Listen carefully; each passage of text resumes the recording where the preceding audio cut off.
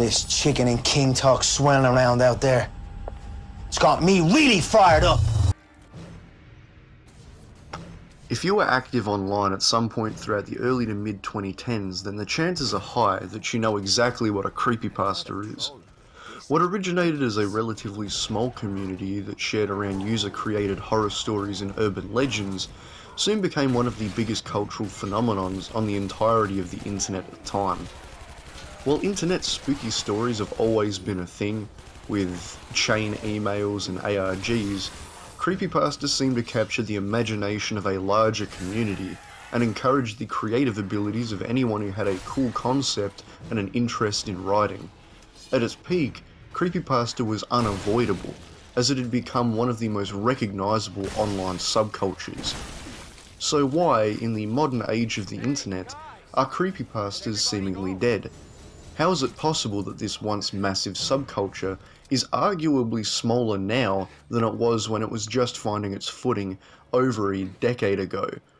Well, in this video I hope to try and articulate my reasons as to why I believe that creepypasta became obsolete.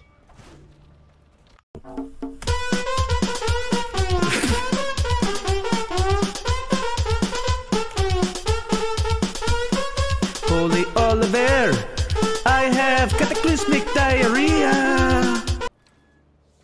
If you look at the rise of many popular things online, you may be able to spot a similarity between things that find a large-scale audience in an incredibly short period of time.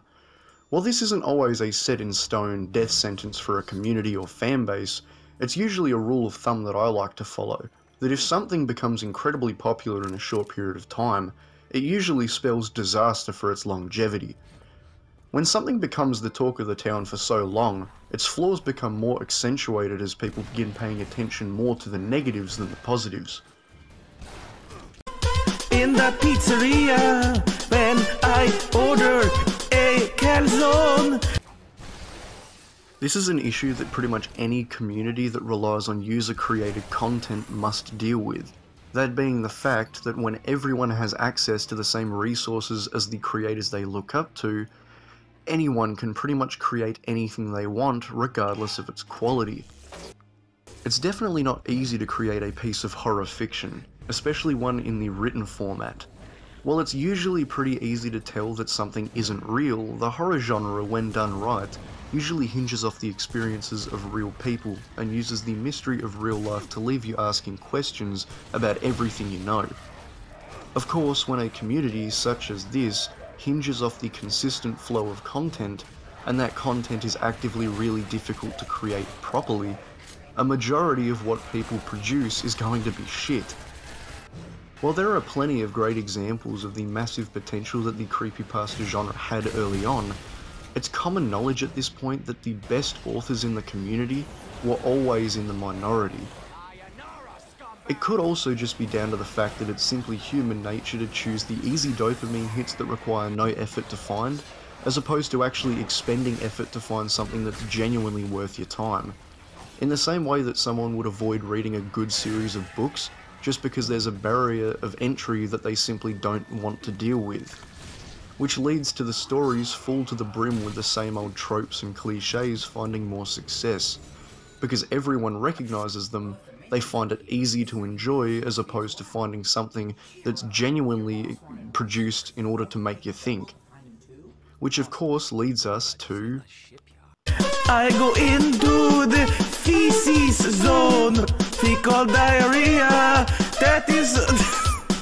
Tropes and cliches became so prominent in the community's writing style that even at its most popular, a large subset of the community were willing to criticise it. Everything from hyper-realistic blood and teen idol killers ran the gambit within the community. I'm going to keep this entry to a minimum because there's really not all that much that can be said that hasn't been already. While it's obvious that most people back then writing creepypasta stories simply didn't have what it took to make anything of merit, there was also a big part of the community that simply made it clear that they weren't even going to try making anything good. That being the killer phenomenon, which was seemingly popularised by children, teens, and really flawed adults. When most creepypastas at least tried to tell a story regardless of if it was good or not, These stories almost all feel like nothing more than character OC sheets you'd find on DeviantArt. They exist to pander to the largest audience at the time. While there technically is a story, it only exists to weave the character into the continuity created by other more talented writers. The worst part of this is that while this did effectively become its own genre, it also bled over into pretty much every other kind of story you can think of, especially the lost media genre, where characters like Sonic.exe and Ben led to the creation of hundreds of copycats. While more of the detail in these stories was dedicated to telling fan artists and Down Syndrome AMV montage makers what the character fucking looked like, as opposed to actually creating a story anyone could follow along with, it's always been so blatantly obvious what the true intentions of these kinds of story are. And what they are is ostensibly the equivalent of a fucking Sonichu comic. Stories created around characters that are entirely derivative of other characters that are created to fall into the continuity that other people made. They're designed to pander to the biggest audience, that being obnoxious Hot Topic emos and retarded adults.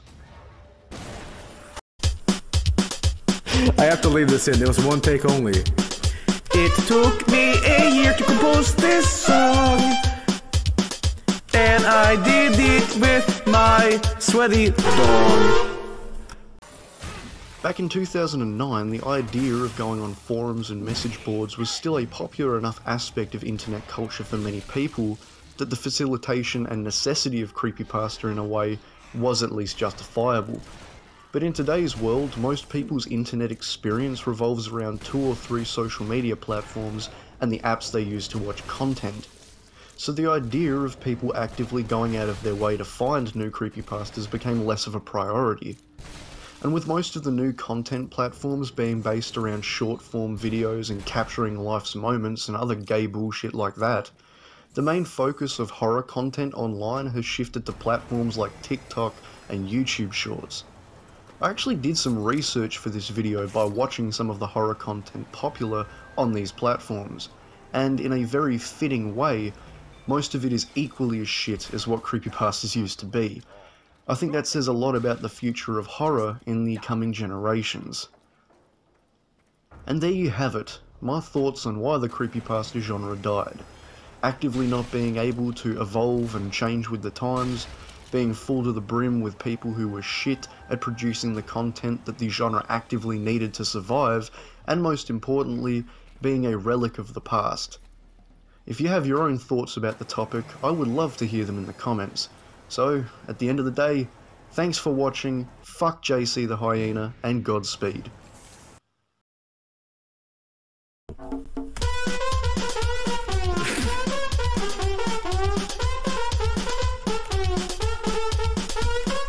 Holy Oliver, I have cataclysmic diarrhea in the pizzeria.